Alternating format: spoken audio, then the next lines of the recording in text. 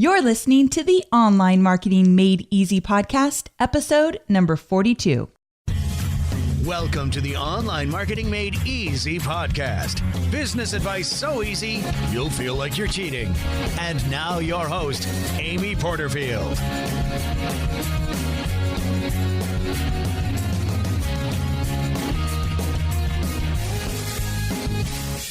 Hey there, Amy Porterfield here, and welcome to another episode of the Online Marketing Made Easy podcast. Now, this is my first episode of 2015, so I've got to say it. Happy New Year. I hope that you've jumped into the new year with tons of excitement and a lot of energy, and you're working on some new projects because that's always the best way to start the new year. Now, as we move into the new year, my team and I have been busy behind the scenes working to develop a new approach to how I actually deliver these podcasts, meaning what the podcast looks like, behind the scenes efforts that go into it. We've really re-engineered the whole process. And the good thing is you're going to benefit immensely from these changes. So I'm excited to roll them out. So I've always struggled with finding the time to actually work on a weekly podcast. You've probably heard me talk about that before. I think in episode 41, which actually happens to be my most popular episode, I talked about the lessons I learned in 2014 and the big mistakes I made and what I'm taking with me into the new year. And I think I talked about finding the time to actually create the content. So that's episode 41 if you want to check it out. But in that episode, I might have mentioned that I have decided to hire a content development manager. And this new role has been in place for about a month now, and it's going really well. So I've hired someone to actually help me with the research and the outlining of each episode because I put a lot of time and effort into each episode because in my world, I look at it as a mini training. Each episode is actually a mini training to give you exactly what you need to take action on your online business. So it's really important to me that the content's good. And that's why I hired someone to help me because often my launches and my new program creations and speaking gigs and travel and all that good stuff was getting in the way of me producing a weekly show. So my goal here is to not give up, really make this happen. And I've taken some big steps and invested some actual money into this as well to make it even better. So you should be seeing some benefits of that rolling out very soon. So you want a little hint as to what's to come in the episodes? We've actually started working on shows way in advance, which has always been my goal. So in the next few episodes, I'm interviewing some A-lister marketers, so you'll hear from them. But then after those interviews, you'll hear some of my solo episodes. And some of those solo episodes include how to tell if your online marketing strategy is working for you and how to fix it if it's not, how to create email subject lines that skyrocket your open rates, and how to repurpose your content so you're not constantly in creation mode. Good stuff, right?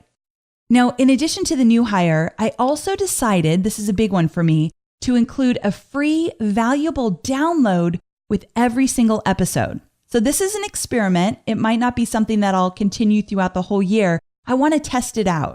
And that's what's great about being an entrepreneur and having an online business. It's really easy to test out new opportunities, and if they don't work well, you can change direction. So don't be afraid to try a few things that are brand new to you this year just to see how they might work. I've always wanted to include another layer to the episode, and I think that this is a great way to do it. So let me give you an example. One topic I'm going to be talking about in today's episode is understanding the opportunities and limitations of your email service provider. So this is a huge key to supporting your audience, but also just expanding your business because when you understand what your email service provider can do for you, you start to think of new ideas to create marketing funnels and new opportunities for your audience.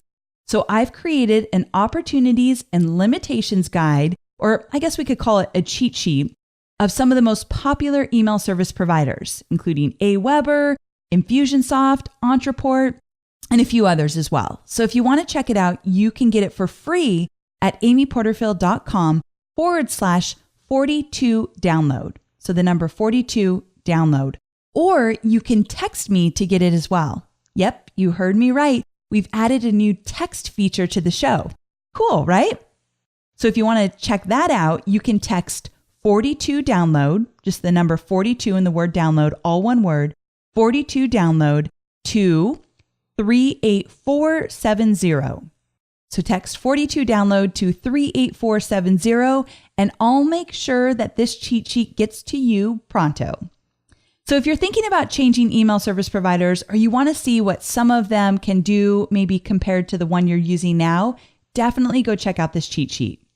Oh, and there's one more change I've made to the podcast, and that is that my podcasts are now brought to you by Lead Pages. If you've ever listened to any of my other podcasts, you probably already know I am a huge fan of Lead Pages.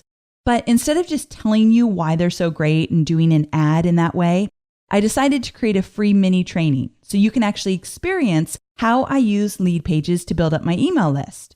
So if you want to come behind the scenes with me and see which 3 landing pages have skyrocketed my email list, and watch me set up one of my favorite lead pages in less than 10 minutes, you can go to amyporterfield.com/new leads to download my free mini training video. I'm really excited about this. It's brand new, so definitely go check it out. Okay, so now that we've gone over a bunch of housekeeping things and important changes that I wanted to make you aware of and actually get you excited about, we are going to jump into today's episode. Now, in today's episode, I'm going to highlight 3 foundational strategies for growing your email list. I say foundational because once you implement these strategies, you're well on your way to creating smart marketing funnels that will not only put your list building efforts on warp speed, but will also allow you to see increased revenue from each email that you send out. Now, you likely already know that email marketing is an extremely important part of your online marketing efforts. In fact, you've probably heard me say it a million times that the energy of your business is directly tied to your email list. But don't just take it from me.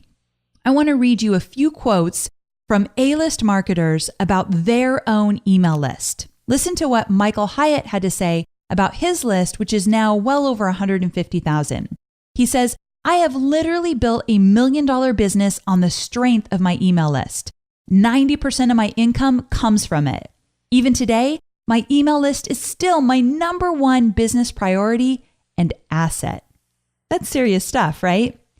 This next one is from Douglas Carr, writing on the Marketing Tech blog. Again, he also has a list of over 100,000. And he said, "Without a doubt, our email list is the best investment we've ever made." And I'm sure he's talking about investment of time, investment of energy, and investment of actual funds as well. I spend money on growing my email list. One of the biggest ways I invest in my list is with Facebook ads, which we'll talk about that in another episode. But definitely when you start to really understand the value of that email list, you're more than happy to invest your time, energy, and some of your budget as well in order to grow that list rapidly. Mike Stelzner of Social Media Examiner has a list of well over 300,000, and he said email is the most important channel for you to cultivate in your online business. And he's so right. Now you might be thinking, all right, these are great quotes from guys that have lists of well over 100,000. And you might be sitting there with a list of a few hundred or maybe a few thousand, and you might be thinking, I don't even compare. I'm not even in that world yet. Well, here's some good news. It really does start with the quality of your list. Once you master how to grow a quality list, then you can focus on the quantity as well. Now, my good friend David Siteman Garland of the Rise to the Top, he has seen massive success even with a small list. When he was first starting out, he had a list of 500 people, and he did a small product launch and generated $19,800 with just a list of 500 people. Amazing, right? And he continued to do that. He now has a larger list, of course, but that list is so quality. Whenever I do any kind of affiliation with David and we do a webinar, his list just gravitates so quickly toward any email he puts out there. I'm always astonished by the loyalty of his email list. And it's because he started with the quality of it. He built loyalty. He always shows his real personality in all of his emails. He's so genuine. He's super funny, a little bit quirky, and people love that. That's what they love about his emails. So letting your own personality shine through really goes a long way when we're talking about quality of your email list. So let's go ahead and jump into the first strategy because it directly relates to a lot of the things that David did to grow his email list slowly, but with quality. And that first strategy is to build remarkable content. Now, I don't mean valuable content that people want to share. I don't even mean great content that helps people and gives them tips and tricks and all that. That's all very important. However, by remarkable, I mean leaving your mark. And the way you do that is you ensure that you've niched your business enough to talk to a very specific audience about a very specific message. Now, here's the deal. The difference between great and remarkable often lies in niching yourself. If you try to talk to everyone all the time, no one is going to feel like you're talking to them. And a lot of us feel like we've niched ourselves. I mean, if you look at my business, I mainly teach about Facebook marketing, although my podcast, why I love it, is I go beyond Facebook, but I'm known for Facebook marketing, which is a niche. And I usually attract coaches, consultants, service providers, entrepreneurs that are looking to build their business online. Now, that's kind of niched, but what I've noticed is that it's not actually niched enough. And the reason that I like to teach this stuff is because I need to learn it as well. So I've been researching and diving in to this whole idea of niching just a little bit more. And so I want you to explore that as well, because here's what I've seen. This is actually for you specifically, not just for your audience. What I've seen is that there is a direct correlation between the actual niching yourself and the happiness in your business. Now, let me break that down a little bit. What I've seen over and over again is that the success stories of people that have niched themselves, they've actually bit the bullet and they said, okay, I need to get more specific with my audience and my message. What I've seen is that they are so much more excited about their business, and creating the content just starts to flow out of them, because when you're more specific, you know exactly what you want to say. When you're a little bit more general, you're trying to find a message that fits so many different types of people that it's just not as rich or valuable. And it's just not as exciting to create, to be honest. Can you see how that might work together? So again, there is truly a direct correlation to finding that perfect niche for your business and creating that business that you love. And that's why I'm so passionate about really pushing you and myself to make sure that we've niched our business enough that we're going to have an extremely powerful message that builds a quality list. Now, I bring this up because it's very personal to me as well. This year in 2015, I've hired a consultant to help me rebrand my business. It's been a long time since I've really focused on the branding. I mean, more than just headshots, but just bringing all the brand together in a cohesive way. And she's really pushed me to think about niching myself even more. I'm not exactly sure what that's going to look like. I have some ideas and I'm going to keep them secret till I really figure it out. But I do think that my business would excel even more if I thought about that niching in a way that really spoke to my audience as well as got me lit up as well. So here's the thing. I'm doing this rebranding because I know from my experience working with Tony Robbins that success leaves clues. And many of my most successful peers are much more niched than I actually am. And that says something. I can't ignore that. And so I'm really paying attention to their messaging and their target audience and how they craft their content. And it's really fascinating to study somebody that is more niched than your own brand, because believe me, you learn a lot. And if you're anything like me, it's going to start sparking some creativity in you, and you're going to want a little bit more of what they have. I can promise you that. I don't mean compare your business to somebody else's. I'm talking about content here. And you'll see that those people that are more niched than you are tend to have really remarkable content. So just start exploring a little bit and see how that feels to you. And this might be something you want to explore even more. Now, a few quick tips to help you create remarkable content inside your emails as well. So when I talk about remarkable content, I'm talking about content that you're using everywhere, inside your emails, but also social media and in your interviews and on stage and all that good stuff. But when we're talking about your email communication specifically, one of the ways that you create remarkable content that means you leave your mark, you're actually getting people to want to open your emails, you're building that loyal following, and people are just eating up everything you're putting out there.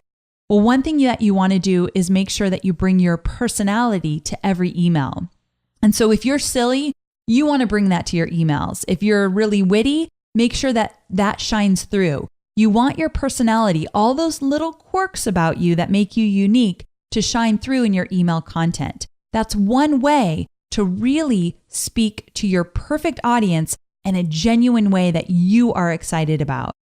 Also, use stories as much as you can. When you're telling a story and you've niched yourself to a really perfect target audience, those stories will resonate even more. So if you're telling stories about, here's what I did in this situation, or here's what one of my customers did in order to move past this challenge, those stories are going to land even deeper with your ideal audience because they see themselves in those stories instantly. When you're less niched and you tell stories, it's a little bit harder for your big target audience to find themselves in those stories. But when you're more niched, they'll find themselves instantly. So just stuff to think about in terms of how you're crafting the content inside your emails. Okay, so now we are going to move on to strategy number 2, which is understand the opportunities and limitations of your email service provider. So just to make sure we're on the same page, by email service provider, I mean the company you use to manage all your new opt-ins, all your new leads, and the company you're using to send out all of your emails to stay within those guidelines that we all need to stay within in terms of sending out emails to massive lists. So some of the most popular options are Aweber, MailChimp, and Infusionsoft, but there's a whole lot of others as well. Now, before I get into the specifics of this strategy, I want to give you a little pop quiz to see how well you know your own email service provider. I know pop quizzes are never fun, but if you fail, no one's even going to know. Just give yourself an A+. So I've got 4 or 5 questions for you. So question number 1, does your email service provider require a double opt-in from your new leads, or do you have the choice for single opt-in? That's question number 1. Question number 2, are you able to easily do A/B split testing with your emails? Number 3, can you manually import a customer list and mail to that list instantly? Number 4, are you able to send out time-based email autoresponders? And number 5, are you able to send out a new autoresponder sequence based on a specific action somebody took in an email that you sent? So here's the deal. Now, you might have just aced that test. You knew everything about your email service provider, and you, my friend, deserve a little happy dance because some of those questions are not so easy. So some of you might be a little unsure of some of those questions, and don't worry, you're not alone. I'm going to guess that most people listening got hung up on maybe 1 or 2 at least. Here's the deal. A lot of people sign up for mass email services like Aweber and never take the time to really fully optimize their experience. I've seen people sign up for the service and assume they'll figure it out, and invariably they get held up in the process every time they try to email their list. And it takes 5 times as long as it should, and it becomes such a negative experience, they're not even excited about emailing their list. Or I've seen a lot of my customers just do the basics. Yes, I can send out an email broadcast. That's all I do. Or yes, I figured out how to create a newsletter template, so I'm just sending out newsletter templates. And that's definitely not what you want to do. You don't want to limit yourself like that. So here's the deal. I've been there too. When I first signed up with Infusionsoft, which is the email service provider I use today, I was really in over my head. It was very confusing. And usually the email service providers that are more robust, the ones that include shopping carts and affiliate programs and all these other options, they definitely are more confusing. But I could not let that hold me down. Because the thing is, I left Aweber to go to Infusionsoft because there were things that I wanted to create in my business that I couldn't do with Aweber. I was just limited And that meant that I was stifling my creativity and my ability to make more money. So that's when I knew, when I started to feel the pain, that's when I knew it was time for me to switch over to a bigger email service provider with more opportunities. I wish I had done it about a year earlier than I did, but hindsight's 2020, right? So here's the deal. If you have an email service provider that you're happy with, but you just don't really know the ins and outs, I want you to make an effort to go learn more. A lot of them have Facebook groups with all of their users, so you can readily ask questions and learn more. Many of them have great tutorial videos that you actually can just sit there and just go through them, book some time in your calendar, but go over the ins and outs of your email service provider so you really understand what you can do with it. You might be pleasantly surprised that you can do a whole lot more with the company you're already using, and you've been thinking all along you needed to upgrade. You might already be in the perfect email service provider, but you just don't know it. Also, if you have an idea in mind that you want to try, but you can't figure it out on your own, take advantage of the provider's support desk. Get on the phone with them. Tell them exactly what you're trying to do. Ask them if they can help you figure out how it's done. And if they can, wonderful. If they tell you that can't be done, maybe it's time to start looking for a better system. So don't let the email service provider's limitations limit your business. Now, of course, price is a factor as well, and they really range from free to a couple $100s a month, and you've got to factor that in as well. But there's more factors to include as well. The more educated you are about how it works, the more innovative and strategic ways you'll come up with to make your business operate on all cylinders. So there's a way to take things to the next level, and it's understanding your email service provider. Now, one way for me to help you is that cheat sheet I mentioned in the introduction of this episode. So I've created a special free download, a cheat sheet that will show you the opportunities and limitations of some of the most popular email service providers. So as a reminder, you can download it for free at amyporterfield.com/42download. Or because I've got the brand spanking new text feature, you can text 42 download, just the number 42 and the word download, but all one word, 42 download to 38470. That's 38470. And I'll send you that download right away. Now, let's move on to the final strategy number 3, and that is to create multiple lead opportunities. And by lead opportunities, I mean content as well as placement of opt-ins where people can give you their name and email. So we're talking about two different things here. So this third strategy is 2 parts. I want you to consider creating multiple lead magnets as well as creating multiple placement opportunities for your audience to find you, sign up for your lead magnet, and join your email list. So first, I want to talk to you about multiple lead magnets.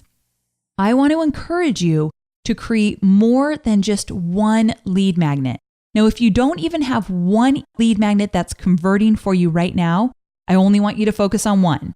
But once you get that lead magnet that's converting for you, it's time to explore new opportunities.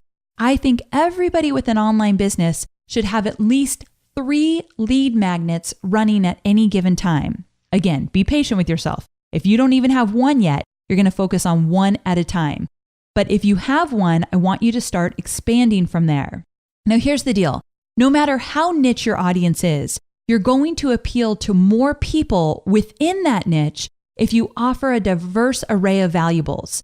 So what I mean by that is some people prefer a webinar. Others just want a cheat sheet PDF.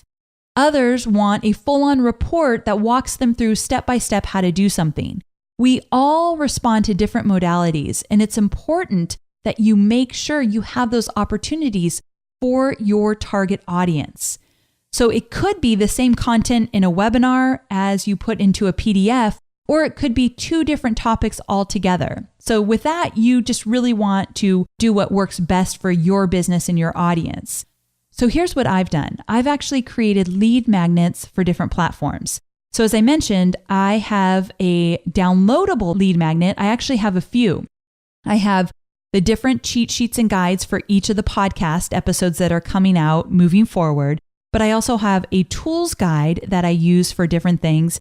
And I have a few more cheat sheets out there just in different places. So you might find one cheat sheet on my Facebook page that I talk about and another one on Twitter. So I usually experiment with different PDFs because they're easier to create to see what resonates most with my audience. And then I run Facebook ads with a free webinar lead magnet. And I also have a mini video series lead magnet on my website in that feature box across the top. So at any given time, I probably have 4 or 5 different lead magnets out there. And this is one way that I rapidly grow my email list. Just having one isn't enough if you want to see that email list grow rapidly. Also, you learn a lot about your audience. So if you really start to use your email service provider to track and tag the different leads that come in and where they've come in from, that's really valuable because then you can see which platform, like is Facebook converting more leads for you or Twitter, or is it Pinterest or Instagram? So you can really track that inside your email service provider. And then you can track which PDF is converting the best. So even if you're not running ads, you can still track this information to see what your audience is responding to the most. So multiple lead magnets is important when you're ready for that in your business. Now, one more word on lead magnets. One common mistake I see many people make with their lead magnets is forgetting that one of the main goals of a lead magnet is to lead your new prospect into becoming a paying customer. So you do this by creating a lead magnet with your profit path in mind. Now, your profit path is simply how you plan to generate revenue in your business. So I want you to consider how your lead magnet is aligned with your overall profit path. Now, as a side note, it's okay if you're not ready to sell. If you're in a place in your business where you're just building up your email list, you're building up your online presence, but you're not ready to launch, let's say, a program or a product, that's fine. It's still extremely important that you create your lead magnet to start building your list. So don't make the mistake of thinking you have to be ready to sell in order to launch your lead magnet.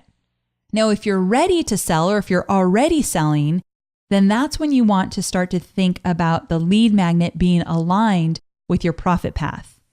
Think about your end game. Is your lead magnet aligned with what you plan to sell? Here's a great way to think about it. What does your ideal audience need to understand, be aware of, or believe in order to want or need your product, program, or service? Use your lead magnet content to make sure your audience truly understands the value of your offer.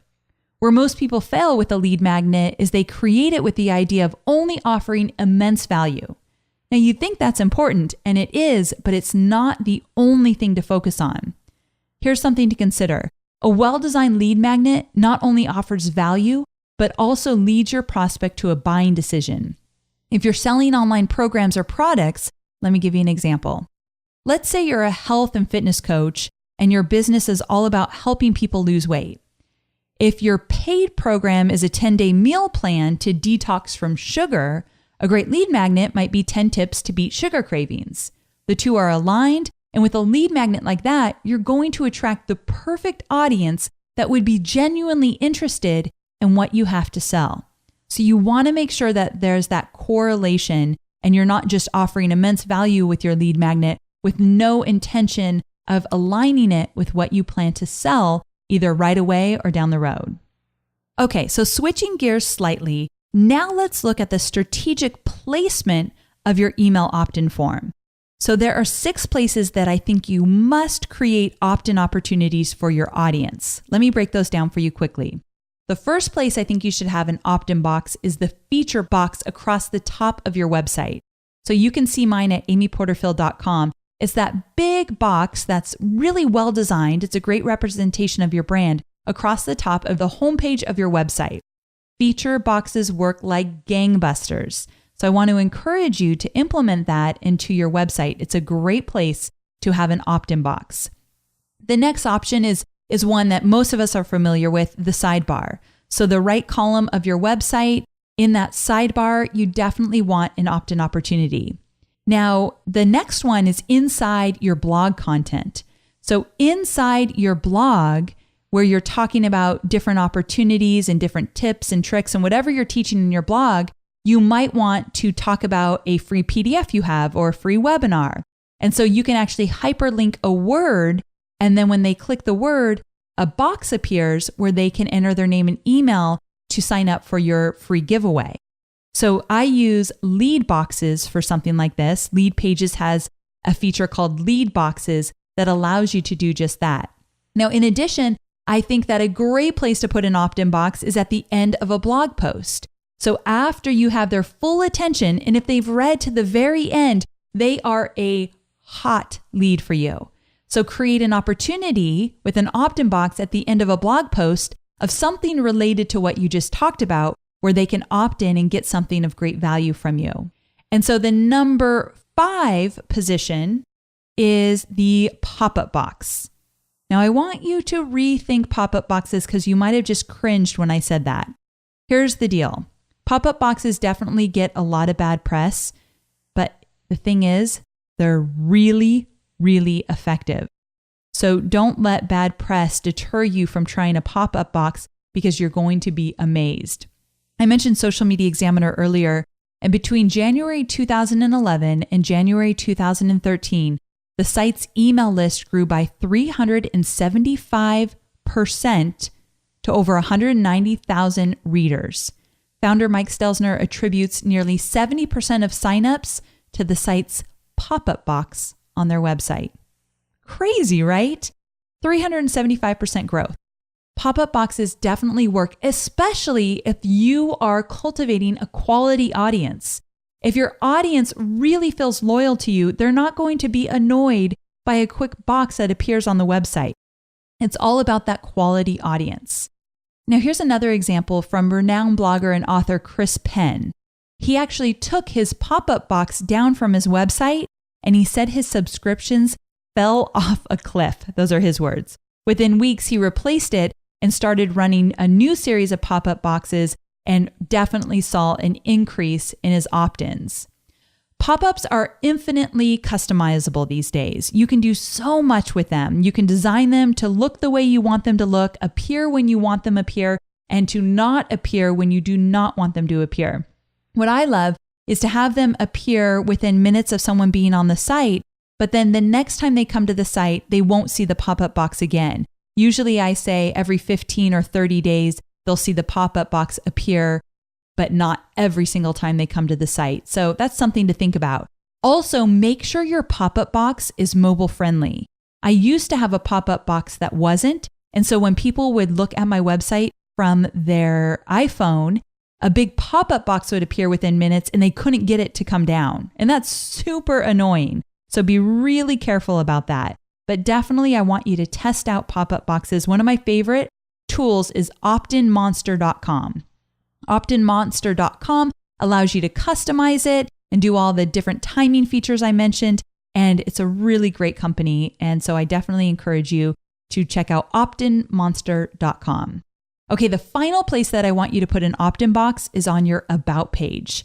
You might be surprised to hear that your About page is one of the most popular pages on your site. Do a little Google Analytics research and you'll see that that's likely true.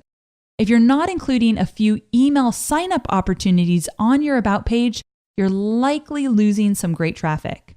Again, lead boxes is a great option for implementing or embedding an opt-in opportunity inside the text on your About page. Now, you might be thinking, holy cow, that's a lot of places that I'm putting the opt-in box on my website. But I want you to be more open-minded and get a little bit more aggressive in terms of your list building opportunities. Because if your content is remarkable, if you've built a quality audience that are eager to hear from you, then they're going to be eager to sign up as well. And if they've already signed up, they'll just ignore the opt-in opportunities because they're good to go. So don't think that you're bothering somebody with an opt-in box. The only one that could bother a bit is the pop-up box, but I still want you to test it out to see if it actually does convert for you. But all the others are very subtle, and it's just if you want to click, great, click and sign up.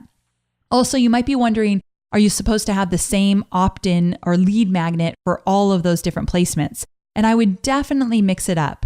So, for example, on my feature box across the top of my website, I have a free mini series about social media and list building. But inside my About page, I'll have one about tools, a PDF of all the tools I use online. And then in the right sidebar, I have an opportunity to sign up for a webinar. So I definitely have a lot of different opportunities in the placements. Some of them are repeats, but most of them are new opportunities. This is not something you can do overnight. It takes a little bit of time to build up on your lead magnet opportunities, but it's definitely worth the effort. So I want you to check it out. So there you have it. I've shared these 3 online marketing strategies to help you build your list building foundation so that I can help you take some of the stress and overwhelm out of building your online business. Because after all, that's what this whole podcast is about, making your online marketing easy and intuitive, and most importantly, more effective. So after investing a few days in actually building out your infrastructure, my hope is that you'll start to see new ways that you can attract your perfect audience to your email list. Now, this podcast is not just about teaching you new strategies so you can think, oh, that's interesting, that sounds good. My goal is for you to actually see results. So I need your help on that. I want to encourage you to take action within the next 48 hours on one small thing that you've learned today. So it might be adding a lead box to your about page, or it might be outlining a new lead magnet that you've been thinking about for a while. Whatever it is, I want you to mark your calendar and commit to taking action on it within the next 48 hours. And then come over to my Facebook page and let me know how it's going. I'm at facebook.com/Amy Porterfield, and I would love to hear about how you've implemented any strategy that you've learned from the podcast.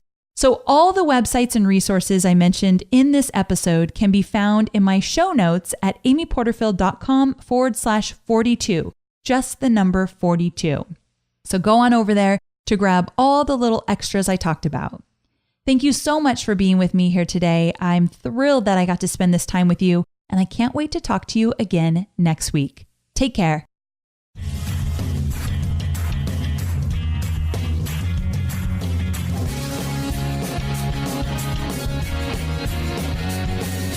Thanks for listening to the Online Marketing Made Easy podcast at www.amyporterfield.com.